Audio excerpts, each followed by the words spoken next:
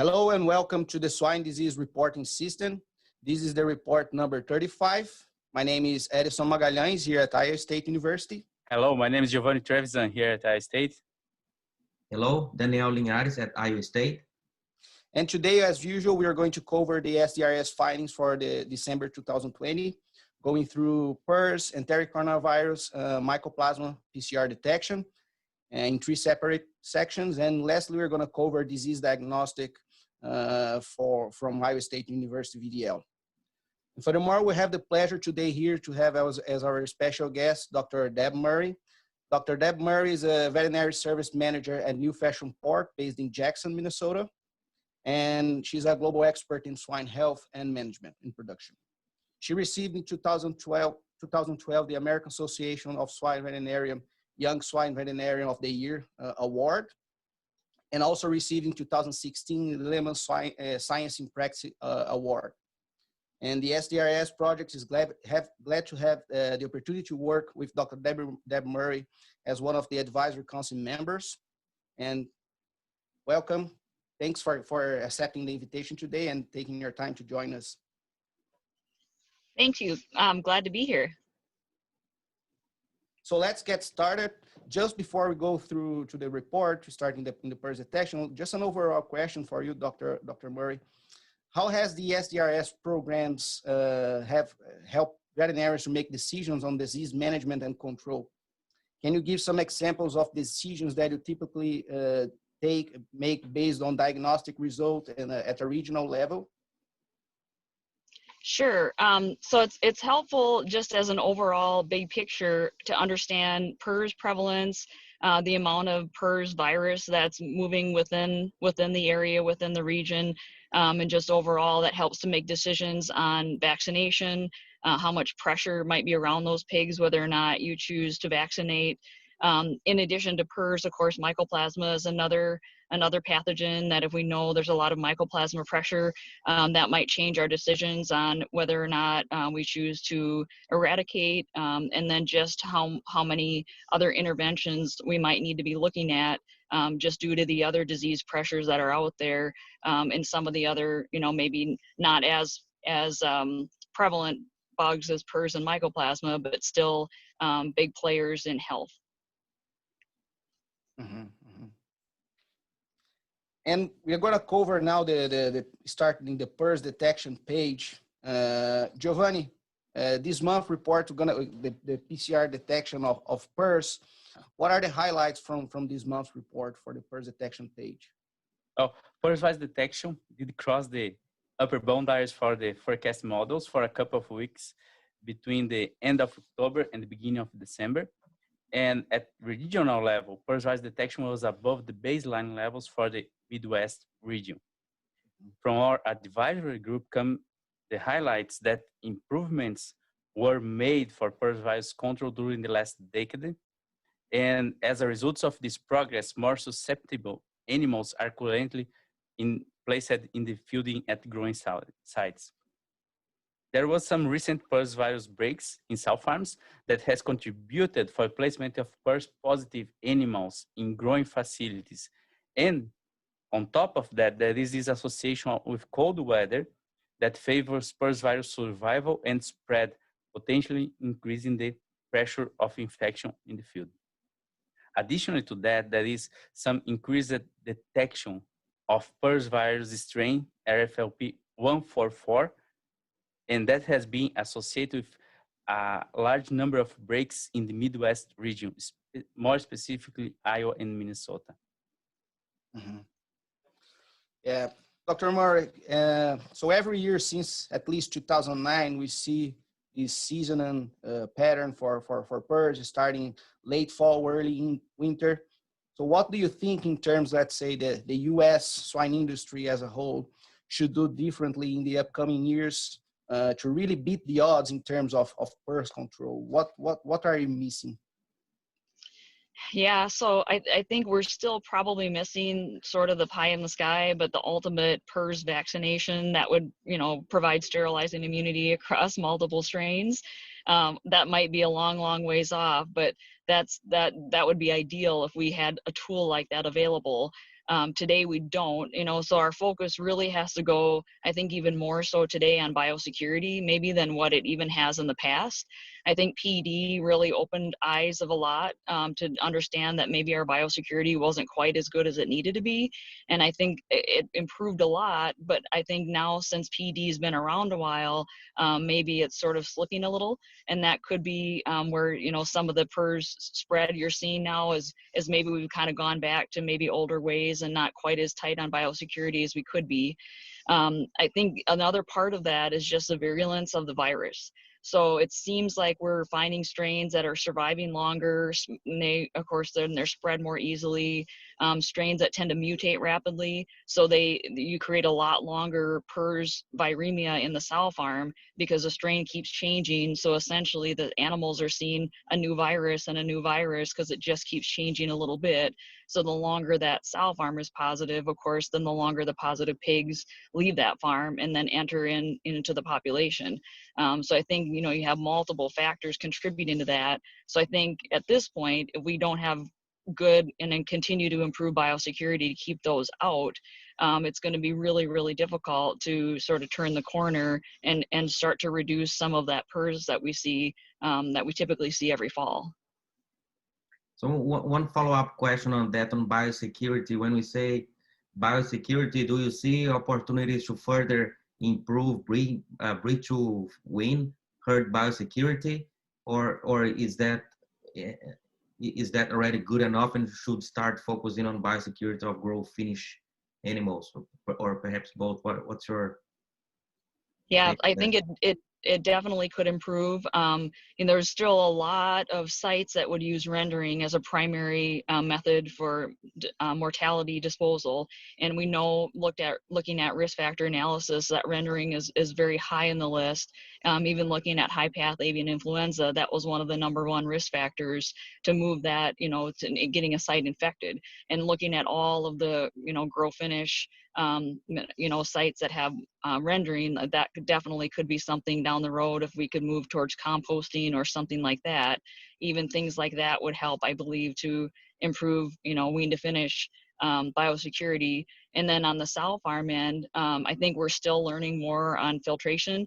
And I think a lot of farms, have improved with filters, but we've kind of learned that some of the filters in the past maybe didn't last as long as we thought they did.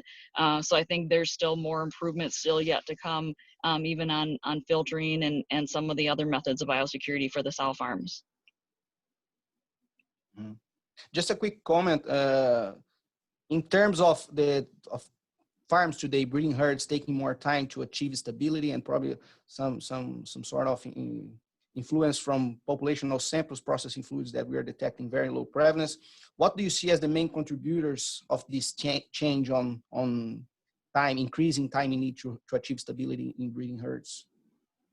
Yeah, I think that's probably the #1 factor is the viral mutation. So viruses that mutate very rapidly, and even within the first, maybe week or two of the break, going in and sampling pigs, and maybe you sample 4 different pigs and you find 4 essentially different viruses that might be just slightly different. So maybe 0.2, different than each other. But that isn't normal. In the past, we would have gone in and bled 4 pigs and they would have typically been 100% match. And now it's about a 50-50, where half the time you'll go in and it won't change. And then the other half of the time, and that again is even early in the break, it's already mutating very rapidly. And I think that's probably the biggest factor, the biggest predictor on how long that it's going to take to stabilize that herd, is if the virus is mutating rapidly and you can detect that right away. That's your clue that you're going to be in for the long haul if you want to eliminate that virus. Mm-hmm. Yeah, thanks. Just a last question regarding PRRS before we go to enteric coronavirus. So data from the IOSU and the University of Minnesota VDLs showed an increased detection of PRRS strain classified as the RFLP 144, especially in Minnesota and Iowa. What's your experience with these RFLP? And have you noticed something different or as compared to other strains? We haven't seen a lot on the 144. But we definitely have seen more virulent viruses just in general. And we've seen some 143 viruses, 174, 184. The trick is that you can have two 174s that might be 10% different, right? So I think we're still sort of maybe lacking the ability to really pinpoint that we're talking maybe about the same virus. And so that cut pattern, again, that's what we have, but I think we maybe need a little bit better tool to understand exactly which particular strains we're referring to. Thanks. So moving on to the next page, which is the enteric coronavirus page, which covers the PCR detection for PED, delta coronavirus, and TGE. Giovanni, what are the highlights from this month's report? Historical, the PED detection starts to increase at around October, and that goes up for the colder months of the year. And during 2020, this curve has changed for a lower detection of PED from October to December when compared with previous year. We did inquire our advisory group about these changes, and as a feedback, they answer us that a lot has been made and continues to be done for PED control. Example of actions that was implemented in the field include the intense efforts with testing and monitoring to better characterize the health status of all herds within production systems, improvements on biosecurity and biocontainment practices, sow farm depopulations, reduction in the number of sow farms that were unstable for PED, and improvements on truck wash capabilities, and validated usage of feed mitigants as a PED control. As you can see, there was a lot of things that was done, and not only one to control PED in the last year. Yeah, and a follow-up question for you, Dr. Murray, on that. Since the enteric coronavirus introduction, we learned a lot from that, like you said before, regarding, for example, biosecurity. A lot that we learned with biosecurity that we are using now for PRRS. What would be, in terms of PED, your most up-to-date advice for controlling and eliminating the enteric coronavirus? So I think we've learned a lot since the beginning. You know, I think obviously we want to prevent it, number one. So it kind of goes back to the biosecurity, just like with PRRS. But if we do have an introduction into a farm, I think we now know that a very, very low amount of virus is needed, so that all animals can see a very low amount and still get immunity. So that was, you know, a learning at the beginning. I think we thought we needed to give them just an overwhelming amount, which turned out to not be the case. You know, so today, for example, if we were to have a PED break in a sow farm, we would opt to homogenize the herd with the lowest amount possible. And we don't necessarily need them all to be clinical. We know that even if they have a normal form stool, they can still be positive. And so I think that would be something we do different now than what we've done in the past. We would still, you know, reduce the viral load in farrowing. So we do that by moving a large amount of the pigs out of farrowing. If they're able to be weaned, we would. And we know from past experience that the pigs that are very young won't survive. So we would not wait in terms of trying to keep those pigs. You know, we would euthanize those pigs as soon as possible to reduce the viral load. And I think all of those things together, now, you know, we're able to get through that on a lot shorter duration than what we would have in the past. But again, it goes back to preventing it in the first place, since we don't have a good enough vaccine to, again, provide sterilizing immunity for that either. So we'd focus always on preventing it. So that might be pre-shipment testing on gilts. That'd be something new that we haven't, you know, wouldn't have done in the past, but we do now. And then certainly paying very close attention to any and all clinical signs. You know, so if we even suspect a loose stool, you know, everything stops. You know, we get that tested. We make sure that that's not PED, and before we would, you know, move those animals or risk that load going into a farm. Yeah. Oh, very interesting. Thanks for your comments on that. So moving now to the Mycoplasma detection page, which covers the PCR detection for Mycoplasma. Giovanni, what are the highlights for this month's report?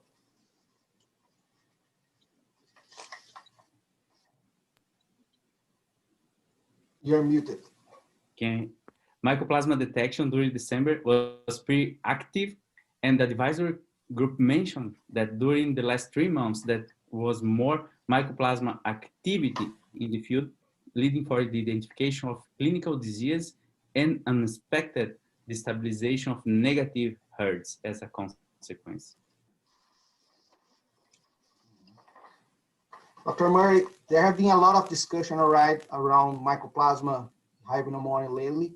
And as a production system veterinarian, do you believe that you as swine industry should be engaged to eliminate this agent from the farms?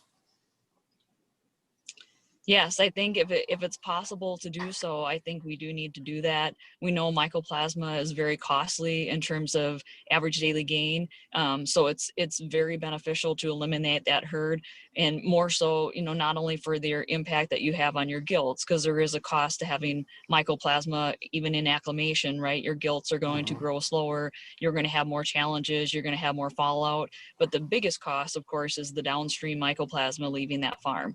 You know, so especially in concerns about antibiotic use, you know, having unstable Mycoplasma, you have no other option but to treat those animals, right? Because your gain is so severely affected, and those animals become so clinical. So in the efforts to, you know, all the above, reduce costs, reduce antibiotic usage, I think we do need to eliminate if that is possible. That can be very challenging if you're in an area that you have other positive farms that are near you, because there's a high chance if those are positive that you may get it again. So I think that needs to be looked at in the context of your geography and the pressure around those farms. Yeah, and in order to do that, you have to know where you have a problem, you have to monitor, you have to survey. And you've been working with that for Mycoplasma. What are the big learning points that you could share with us in terms of monitoring and surveying Mycoplasma? Yeah, so one thing that we did learn is that there are some of the Mycoplasma vaccines that actually have a very high antigen load in them, and you can actually find that vaccine on processing fluids. So in our looking in our testing, we were able to find Mycoplasma on processing fluids in unstable herds, but then even as herds stabilize, we were still finding it and finding more than we thought we should. And these were herds that maybe use a Mycoplasma vaccine at weaning, let's say, and you're processing in a completely different room down the hallway, nowhere near weaning, but yet we were still picking that up. So that it doesn't take very much contamination, if you will, to maybe find that on processing fluids. So that's maybe not the best method if you're wanting to monitor the herd as you're maybe taking a herd negative. Processing fluids might not be it. But I think that's another learning, even if you're maybe doing a Mycoplasma booster on gilts and maybe doing oral fluid testing.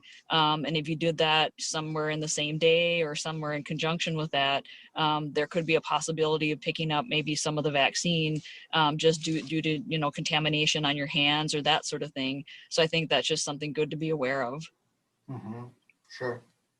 But oral fluid is still good to, we know it's not as sensitive as a nasal or tracheal swabs, but it's practical. So would you recommend or would you use oral fluids to test incoming gilts or even in the clinic? So I think it depends on what your situation is. If you're expecting a very, very low prevalence and you want to catch it very early, I don't think you want to use oral fluids. You know, then you'd need to be doing, you know, deep tracheal sampling or something along those lines if you wanted to find it early. If that is not a concern and you're more just monitoring, maybe wanting to understand if acclimation is happening as it should in let's say a positive herd, you know, so you're looking for clinical signs, you're looking for cough, and then maybe oral fluids could just be something that could confirm that, and then maybe also rule out that the cough isn't also coming from maybe PRRS or flu. So I think it would depend on the situation that you're in your monitoring. Thanks. So now moving to the disease diagnostic page, which covers detection, disease diagnosis here at Iowa State VDL. Giovanni, what are the findings for this month? Well, for this month, surprisingly, everything was quiet for this period, and we don't have any further highlights. Yeah, but just a question for you, Dr. Murray, in terms of going back to Mycoplasma. How have you been handling this co-infection of Mycoplasma with other agents? And what would be, in your opinion, the optimal disease management protocol in a high density area? So I think you need to make sure that you have a good vaccination program in place.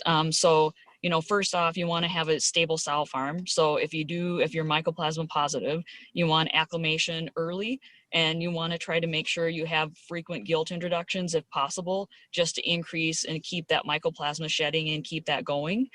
So then that way you'll have a negative pig coming out, or mostly negative. And then I think getting those vaccinated on the sow farm, I think, is pretty critical. If we wait too long and our Mycoplasma pressure is high downstream, then you may have exposure happening, you know, before you're able to get vaccine in. So I think that's pretty critical. And then if there is some instability, I think then monitoring that and understanding when that occurs, so that we can put in a therapy as a treatment and or a prevention, to try to reduce clinical signs and to try to maintain gain on those pigs until hopefully they get to market would be ideal. Great. Thanks a lot for your opinion on that. And now we are going to the conclusion. We have a question that we usually do for all the special guests, which is, how do you envision the future of disease diagnostic and surveillance in the swine industry? So that's a tough one. I think our diagnostics now are actually very, very good.